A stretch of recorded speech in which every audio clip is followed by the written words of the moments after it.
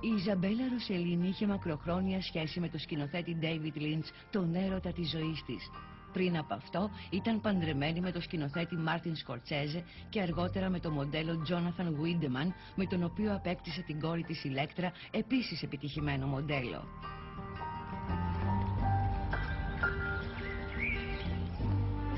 Της Ιζαμπέλας της αρέσει η παρατήρηση πουλιών στο Central Park της Νέας Υόρκης, όπου μένει τα τελευταία 30 χρόνια. Αγαπάει επίσης τα σκυλιά. Εκπαιδεύει τακτικά σκύλους για τυφλούς. Τα ζώα κάθε μεγέθους είναι η αγάπη της. Τα τελευταία χρόνια απέκτησε ενδιαφέρον για τα έντομα κάθε είδους.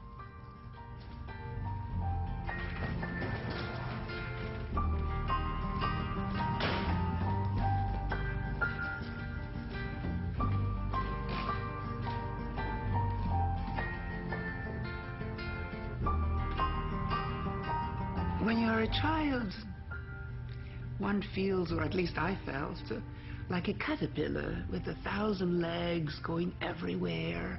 You know how they move, they all look. They have all these legs taking them everywhere. It was a childhood filled of trips and curiosities and discovering things. Η συναρπαστική και συχνά παράξενη σεξουαλική ζωή των εντόμων είναι το θέμα μιας σειράς πειραματικών ταινιών μικρού μήκους, τις οποίες σκηνοθετεί η Ροσελίνη. Της αρέσει επίσης να παίζει το ρόλο του αρσενικού. If I were a fly, I have sex several times a day, any opportunity, any female. If I were a spider, I would dig my path in her epigyne and run off. If I were a bee, but I would die without my penis. I would bleed to death.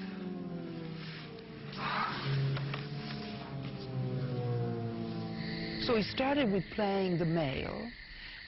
I think there was a certain amount of pleasure in playing occasionally the machismo, cockiness and proudness that I've seen in some males. So sometimes there is a little bit of that hint. There is a fly that while he's mating, the female flies turns the camera and flashes a great smile of, and to me was a sort of a little clin d'œil to machismo.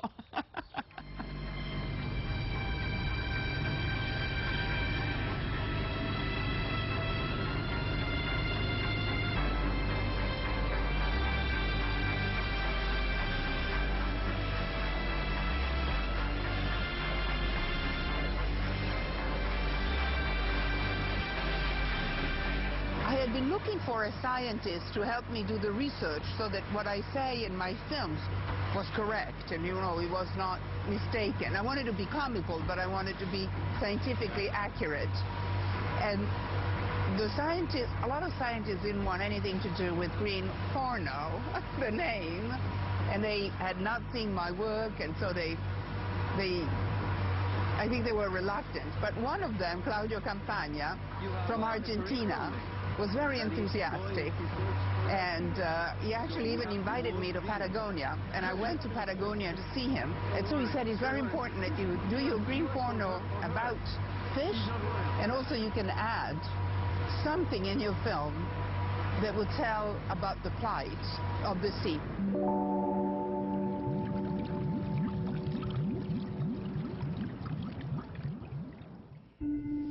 Risotto with shrimp. Add a spoonful of broth until fully absorbed. Cook slowly, adding broth, and then when almost ready, al dente, add the shrimp.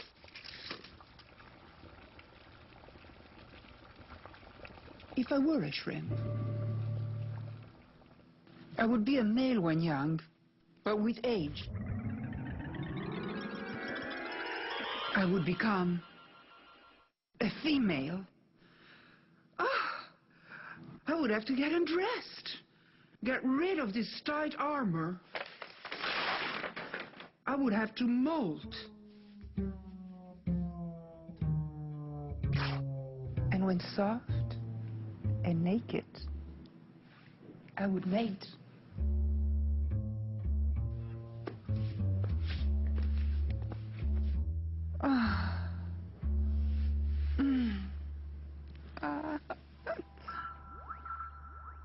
hold my eggs tightly to protect them. Ah! A wee shrimp are fished by the millions with nets. For every shrimp caught, 10 other lives are lost.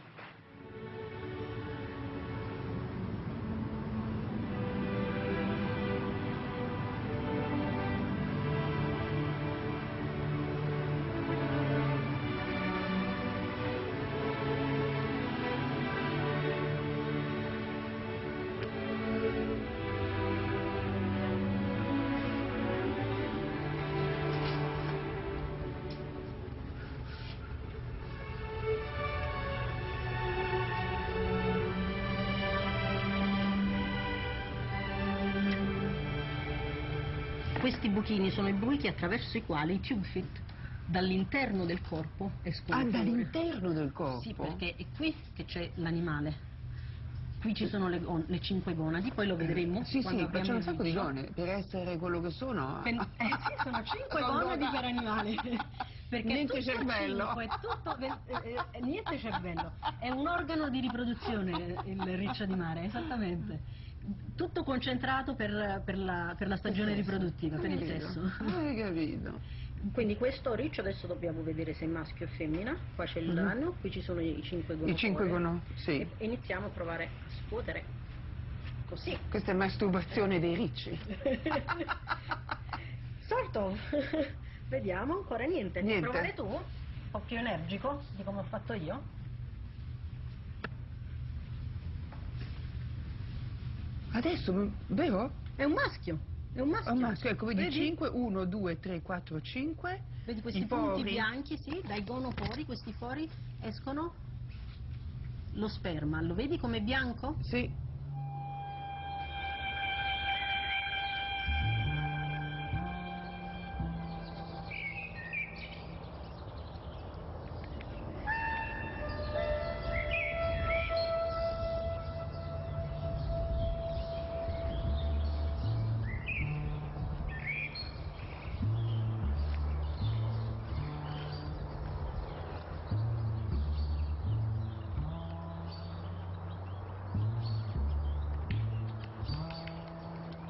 I am still a little bit confused about sexuality in the sense that I lived through a period, I was born in the 50s when nobody ever talked about sexuality or pleasure in sex or, you know, it was taboo.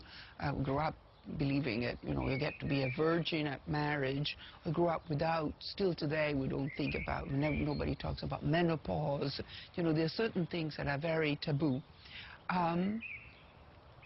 And then he sort of reversed from this not talking about anything to talk it almost excessively. I do not identify my personal sexual life with the sexual life that is portrayed in film or is sang in rock and roll. Sexuality was much more complicated than pure pleasure and ecstasy, no matter what, with no matter who. It was much more complicated than that. So complicated in which sense? well, sometimes you don't like it, sometimes it's frightening, sometimes it's unpleasant, sometimes it's pleasant, but it has many moods. It's not one. And I don't see the complexity, I don't see in the art the complexity of sexuality or in the expression, you know, the art expression or the theater. I only hear that sort of, well, we have sex, everything is okay, it's fantastic, what pleasure. I don't know that that is completely true.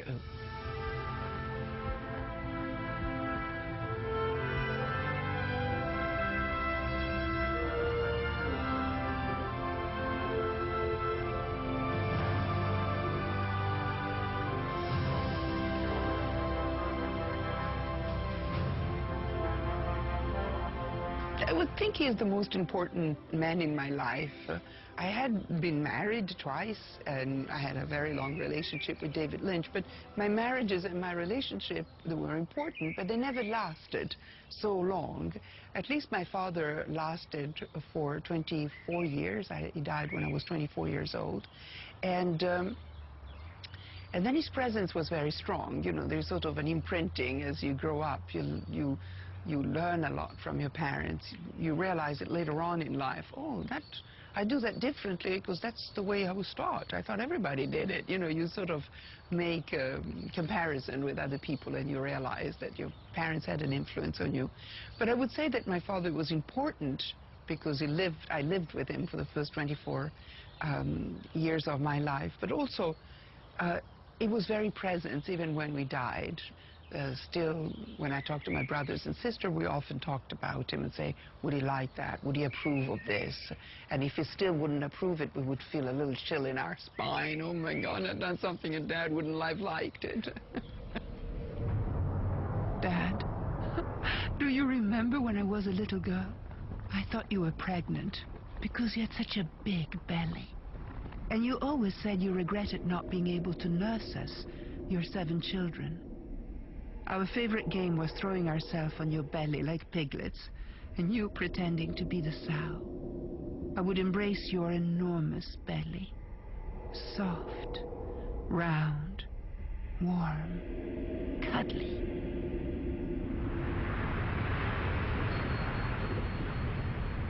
Most believe that man is motivated by 2 impulses, fear and desire. I would add, the need to know. That is what my films are about. The quest for knowledge. Dad, all that you said made so much sense. Yet, after 100 years of filmmaking, ignorance in the world is still undefeated. And your films, they're slowly being forgotten. Nothing of what you preached happened. No followers, no apostles. Why is that up there? Why is it moving? Stop it. My father would call these camera moves immoral because they are pretentious and unnecessary. Come down. Eye level, centered, in the perfectly simple Rossellini framing. Good.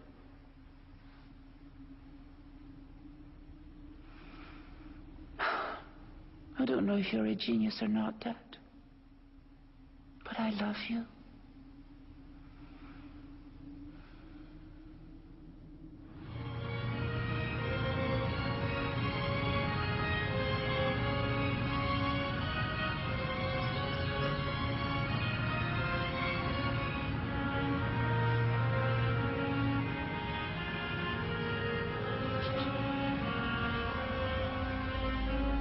Raphael is the place where I grew up when I was a little girl, because my father lived here.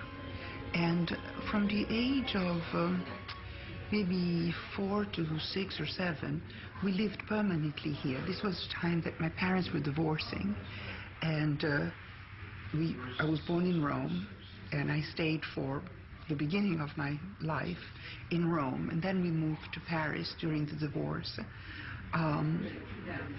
The reason why we were in Paris is that my father found most of the finances for his film in France. In France, he was very appreciated. The Nouvelle Vague had rediscovered my father and rediscovered the films that he did with my mom.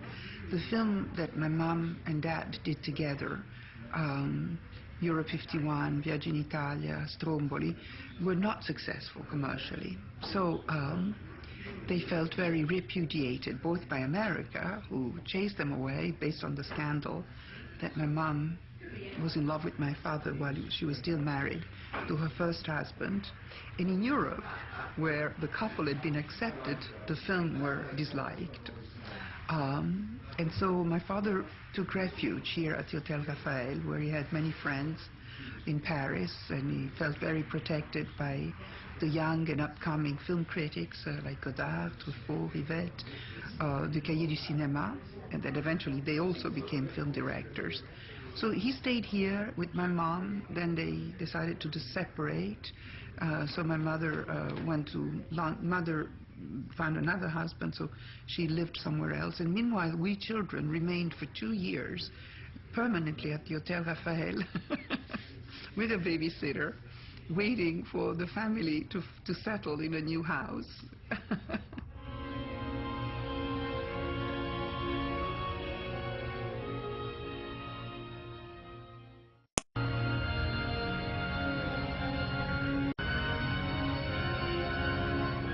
I remember as a little girl to feel very protective of my parents. I think that I felt that the outside world was aggressive. There were always paparazzi, even here at the Hotel Raphael, always photographing us when we left or when we were in Italy, or there was this haunting of the press, a little bit like today might be for Angelina Jolie and Brad Pitt. It was the same for our family. And so I remember that with great worry how to protect my parents, how to make my father's film successful, how to make them appreciate it. That was more of a worry than the divorce.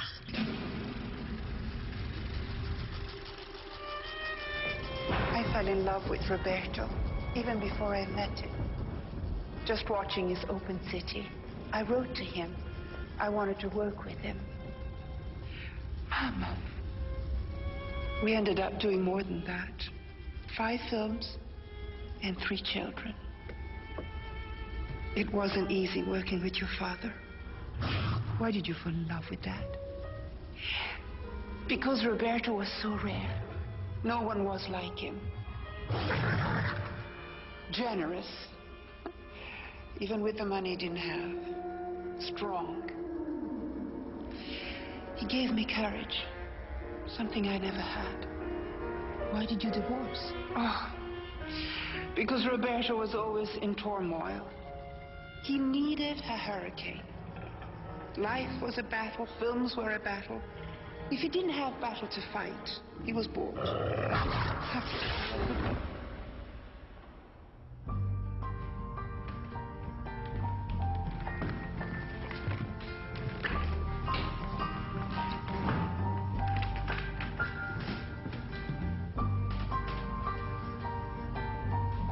As you become a young adult, it's time to make that leap into taking on your responsibilities and becoming a grown-up. And that's, I think, is the hardest time in one's life, you know, around 18 to 25, 26.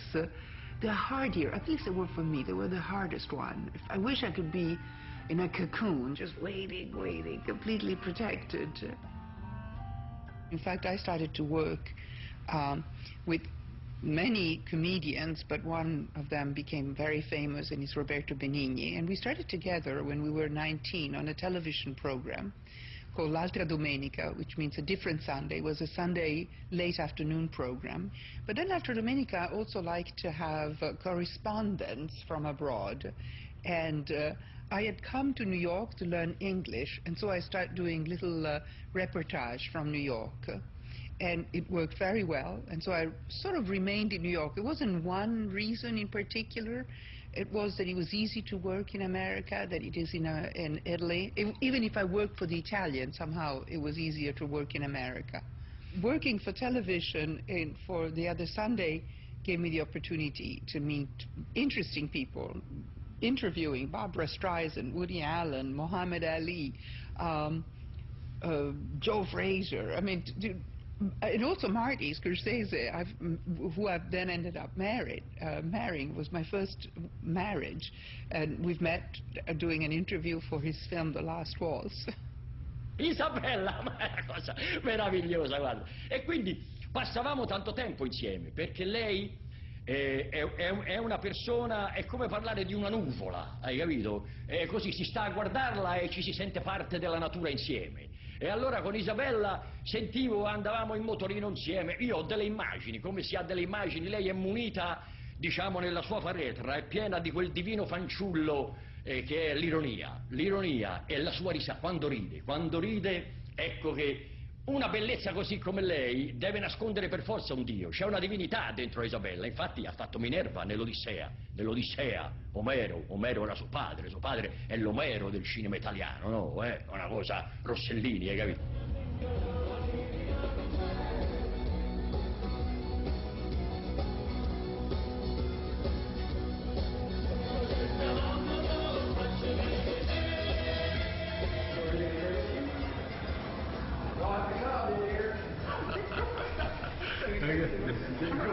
Come che Dice un camerino. È un camerino.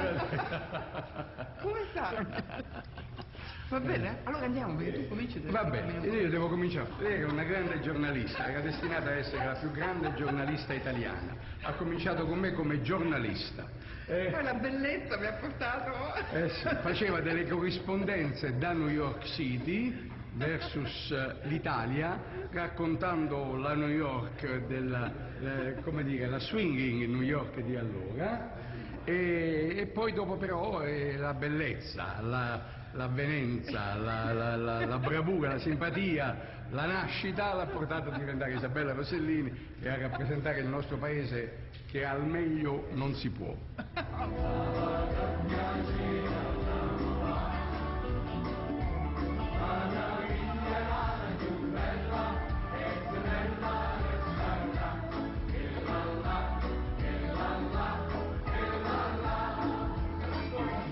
There are reasons why I don't come to Italy, and, you know, besides the fact that I miss my father, my aunt, but one of the other reasons is adoption as a single mom is forbidden in Italy.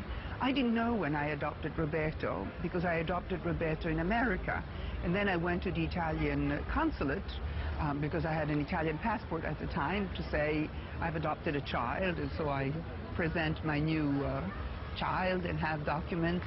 And when I show the document that I adopted as a single mom, they said Italian doesn't recognize it.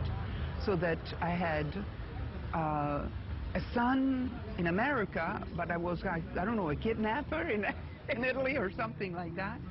So I started a court procedure, and 7 years later I was finally granted the adoption of Roberto. So Roberto is my son for the Italian authorities as well. It was difficult to come to Rome with my children and be photographed by the paparazzi and then read in the paper, you know, Isabella Rossellini, then the list of my lovers. Because women are defined by who you married or who you are screwed by. Then the children, you know, Lettera Wiedemann by Jonathan Wiedemann, and then adopted child from Africa, the poor little orphan, you know, and none of that is true, and it's offensive, and there is just something that exists in the culture that hopefully it would ease off, but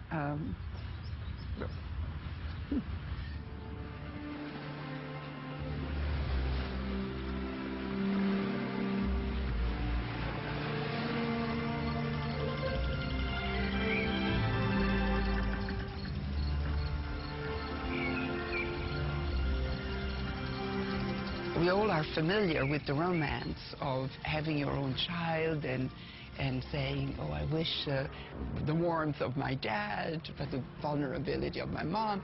You look at the trace of your family. When you adopt, and I didn't understand that because I didn't experience it, it was the same incredible feeling of romance or epic, but it didn't seem that you were reaching into a small group of people. It seemed like you were reaching toward humanity, that it was this much larger embrace. And when I got this little baby, I was united with all the humanity. Another day, for example, I was telling, Roberto was a little boy. He was little, and I read to him before he went to sleep. We ran out of books, and we were traveling. I don't know, we didn't have any children's books. So I said, I'll make up a story. So I start telling the story. Because he's black or mixed, I said, you know, there was a hunter in Africa, and he had a net, and he wanted to catch a lion, and he had a spear, and that was your grandfather, you know, and your ancestors, and I told all this story about Africa, and then he was caught, and he was brought, and then as I was telling the story, I found myself united emotionally, and for the first time, with slavery, and all of a sudden the tragedy was mine. It was mine in my family. Roberto brought in all this to be part of me. It is this emotional connection that adoption brings to faraway stories and to the unknown. Come sei pronta? Ok, faccio ancora per un po' di più di Devi motivo.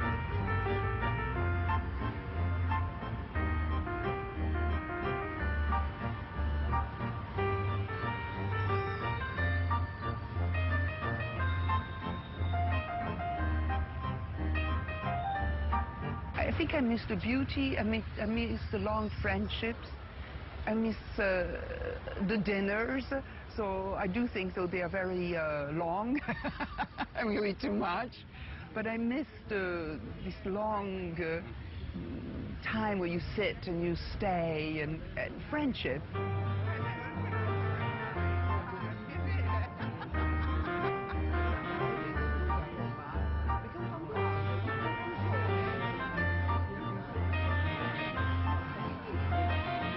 I Rossellini di sangue in piedi. I Rossellini di sangue. No, tu non sei di sangue, tu sei Tommaso? Fiore? No, non ce n'è una? No, lui, no, tu sei in piedi. Rossellini di sangue, blood Rossellini.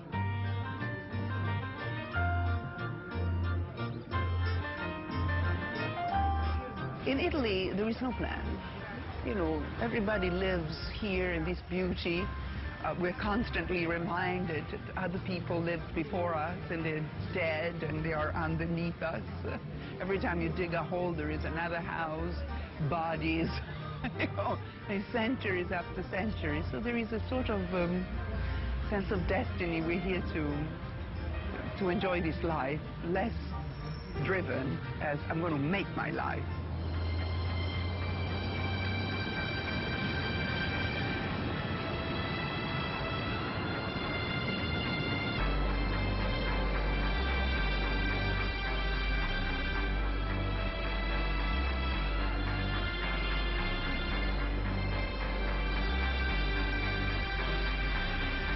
The energy of the city, the organization of the city, the fast pace of the city, though I didn't grow up with it, somehow was similar to my character.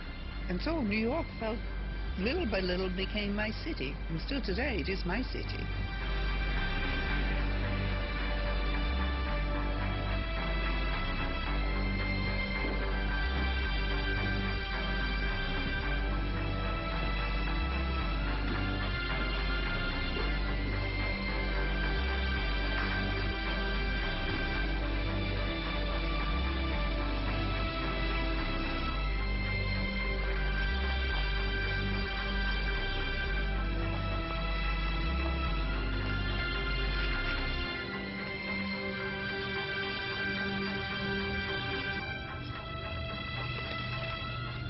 It's wonderful, you know, sometimes it's wonderful to think that this sexy little girl is my girl, you know, or that she can act, you know, she can be so sophisticated.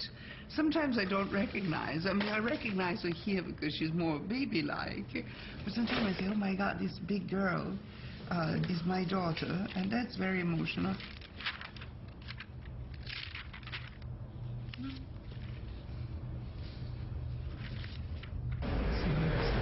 Do you know the name of this model? Jane, no, it's Jane Strington. She's also known as the 44. I know this is the photo. There were two types of models. There was the cover girl, which was the beautiful face that did the cosmetic and the covers. You know, I was more of a cover girl. I don't have the body to do the runway. I never had. You do have that body, so you do the runway. I don't do it anymore. And then there was. That's the other thing. But it became younger and younger and younger. Because these girls were young. I would say they would start at 16. They would work easily until their 30s, 40s, then they'd stop. Now it's shorter. Yeah, definitely much shorter. And then I expected models to do all. To have a beautiful face, to have a body for runways, to pose for magazines. But then also, you know, now I feel like you can't just do that. You have to do the whole celebrity thing too, which is something that I hate. Betty's terrible. I try to avoid it so much, but it seems like if you just can't. It's terrible. No, Betty's absolutely true. The interviews, personality. Doing the Everybody says to me, you're not really a model, you're more of a personality. No, me too, I hate that.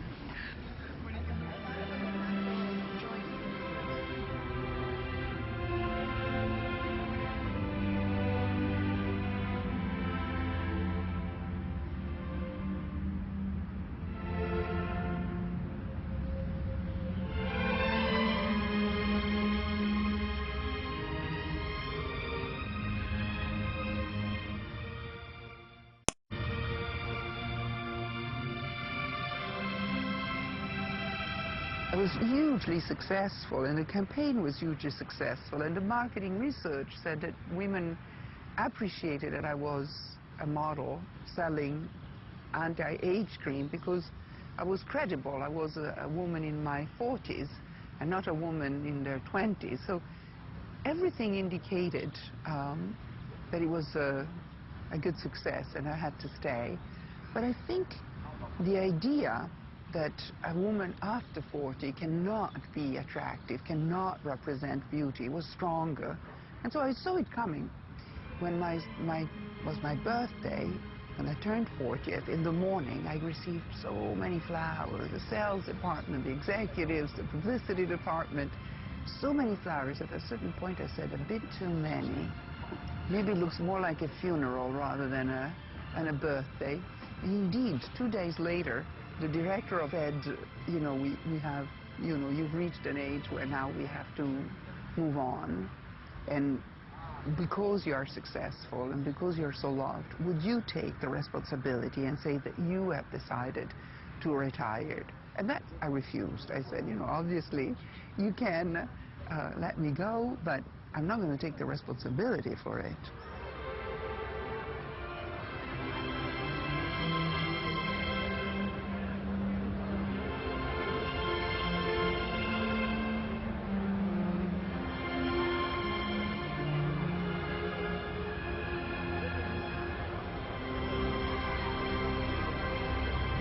It's funny because I don't think I never really liked acting as much as I liked the other jobs that I've done. Partially, I think it was because my mother was so successful and the beginning was so hard to, she cast a big shadow, and so it was hard to come on my own on acting. And acting was never something that I've chosen. I really was very happy doing my television little films for Renzo Abra and Roberto Benigni. Then I was very happy as a model. I sort of had to stop doing my television reportage because my success as a model was immense, and my booking became, I was really a kind of, I was a supermodel. It was an enormous career. Diana Vreeland, the great director of Vogue, Harper's Bazaar, she said, there is no beauty without emotion. And that is absolutely true for photography. Photographers, the fashion world, choose as models. They already have a certain height, a certain body shape, a certain beauty, whatever they're looking for. But then, to have a career, you have to bring the emotions and grace and elegance. Otherwise, you don't have a career. Like you do it with acting. You have to recall and get yourself in the mood so that you can concentrate and have an emotion. That's what you do as an actress or as a model. As an actress, there is the added complication of a dialogue and also an arc of emotion, so that you have to play that emotion, but it's up to you since you're telling a story. I'm afraid she's nearly gone. Corpus Domini nostri, Jesu Christi custodiat animam tuam in vitam aeternam. Amen.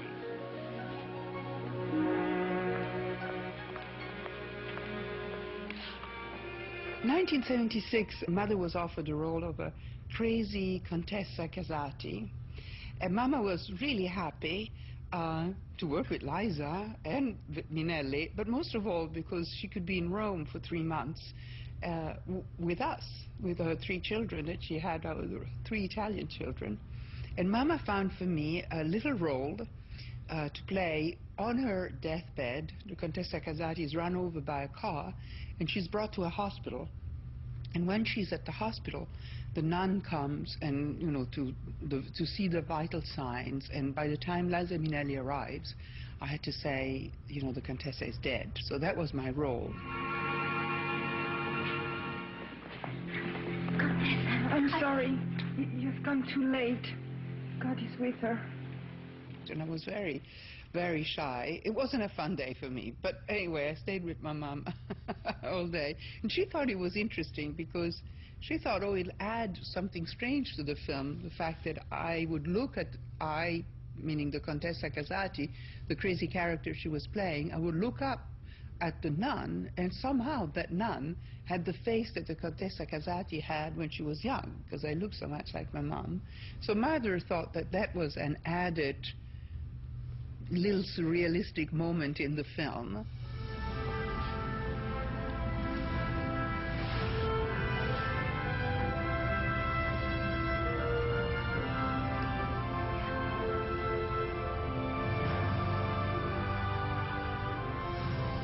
It is very, very funny feeling when your parents died. It is really a demarcation. I think that if you're an orphan, only if you're an orphan, you understand what it is to have lost your parents.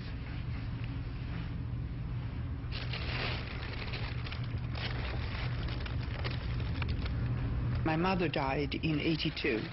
And in '82, I was actually at the Richard Avedon studio doing really a photo shoot, a test, when Mama died. And Dick was wonderful. Avedon was wonderful. He had just lost his father, and he was really very kind to me and very consoling. And then I had to obviously interrupt the work, go back to Europe, and then come back to America. So my mother didn't see the beginning of my career as a model, but I think she knew that by the fact that I was at Avedon Studio, you know, I could hear that she was enthusiastic, and I could hear that she would tell me, oh, if you're working with Avedon, something fantastic is going to happen to you. So she knew that I was going to have a career, or something, some spectacular doors were going to be open to me.